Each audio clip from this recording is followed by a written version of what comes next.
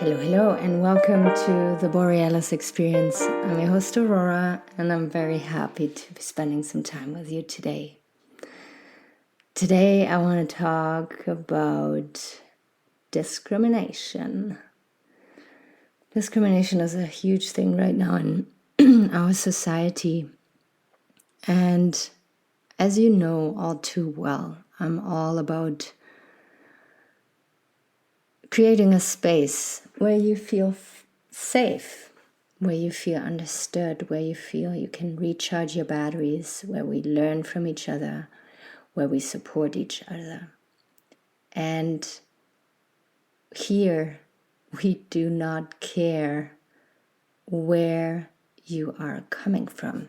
I have a project going on here in the future where I will be interviewing ex-convicts. And this work is very important to me because I want to cut through prejudice. I want to help people understand that we all deserve second chances. We need to trust our government, that when people are being released back into society, that they are deserving of a second chance. And all this shaming and guilt tripping is not going to get us anywhere. That person that gets out of jail and is trying to make a life for himself or herself again after traumatizing experiences that they might have induced, but also that they have suffered from, deserves respect and deserves an honest second chance. And what do I mean by that is that we encounter people with an open heart, with an open mind, and that we can see the true potential that we all carry inside of ourselves. And trust me, the people that went through hell, that had to rebuild themselves, they most of the time are the biggest servants, the biggest and most impactful people in our society for the better. And nowadays, everybody has an opinion. It is so easy on Facebook to, start discussions, end discussions, jump in on discussions and have a strong opinion. And some conversations slide into very radical speech, if not to say hate speech. And it is very sad for me to observe because I know these people, if standing in front of each other, would never talk the same to each other than how they do when they are on Facebook. It is really important that we start asking more questions. When there's something that we don't understand, people, there's less and less space, there's more and more people, and people are crammed into spaces with very different beliefs, with very different views on life. And it's not going to change in the near future. It's going to get more and more.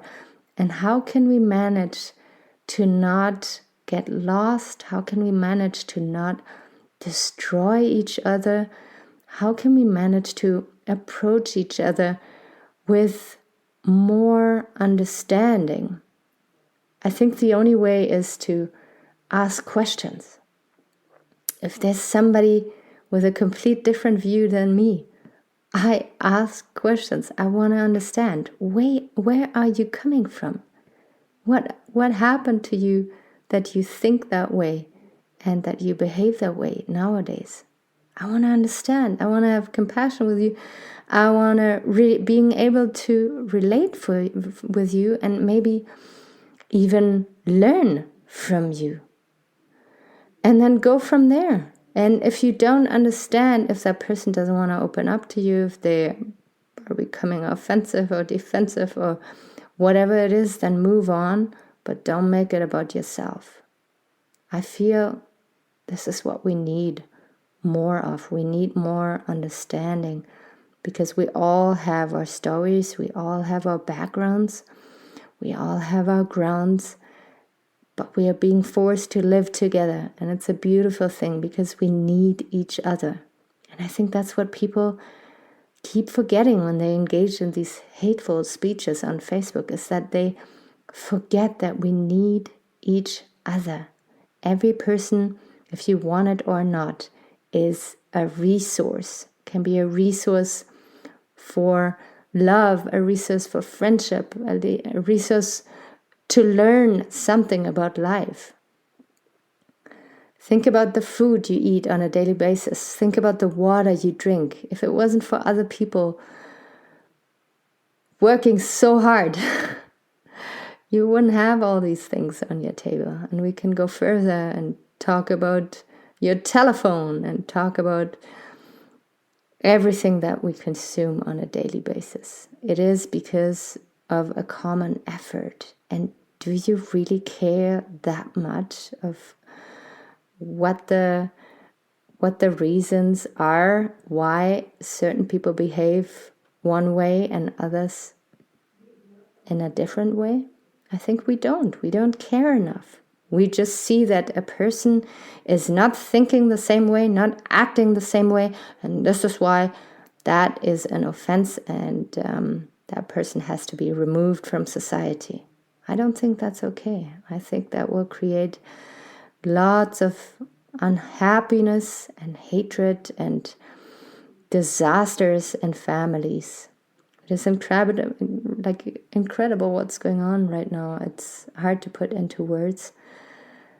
But the only thing I want to say today is that we need each other. We need to come together with better understanding of each other.